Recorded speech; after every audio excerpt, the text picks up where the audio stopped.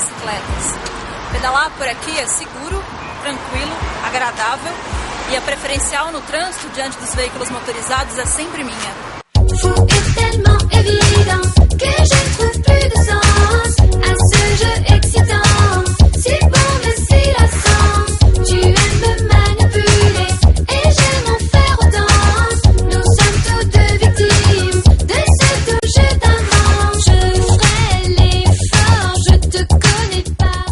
Copenhagen is a special situation because there were actually lots of bicycles in the city back in the early 1900s.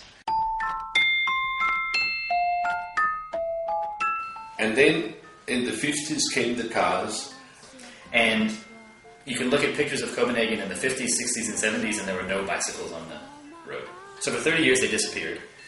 Then in the 70s, prompted by the oil crisis in 73, more and more people started demanding, like polistas need to do, more options for transit. There were big demonstrations from the citizens, not from city planners or architects or politicians, but simply from the citizens. And the people living in the central parts of Copenhagen say, hey, you have to stop this focus on the car. You are erasing a bike culture that's good for the city. That's the way we Copenhageners want to move around in the city. You should build on it instead of erase it. So once a week we met and stopped all the streets and demanded better conditions for bicycles to make the politicians know that there was a popular demand for better conditions. As more and more people began to ride their bike, there was less demand for vehicular traffic space. So when you gave space to bicycles, it may have been a little bit more congested perhaps for a short period of time, but then more people started to ride, and then the vehicular traffic started to move freely again. Do you imagine just a third or half of the people on bicycles, if they were in a car on the street, then nobody in the cars would get anywhere. And most people you see on the bicycle, they have money enough to go out and buy a car if they want to. But just now it makes a lot more sense to go on a bicycle because it's the easiest and fastest way to go from A to B.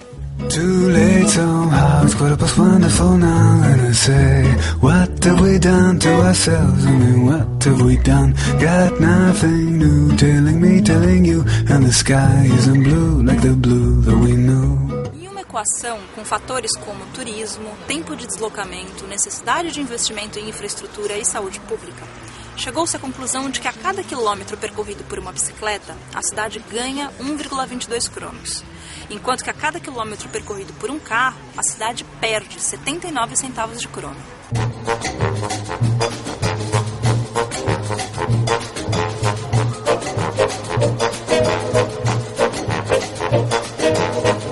Uma das formas é a chamada onda verde. Se você mantiver uma velocidade constante de 20 km por hora, vai pegar todos os faróis abertos.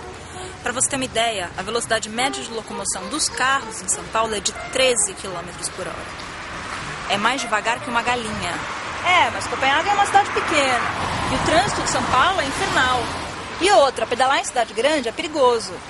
Tá bom, tudo bem, eu concordo com tudo isso. Mas aqui em Copenhague eu descobri que nenhum desses argumentos é impedimento para colocar a bicicleta como meio de transporte em grandes cidades. Duvida?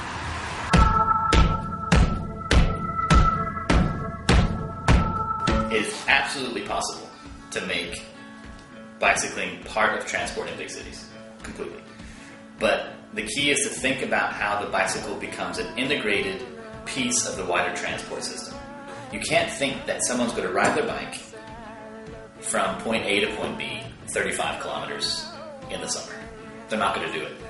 So it's about what elements of the journey can be taken by bike and making sure that those elements are convenient, safe, comfortable, etc.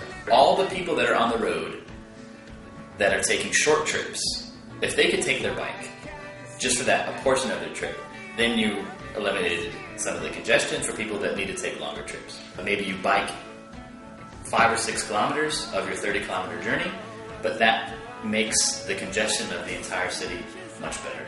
And maybe, over time, like the case here is in Copenhagen, people take that 15, 18, 20-kilometer ride because there's a safe lane the entire way, and because, it's part of exercise and a healthy lifestyle and everything like that.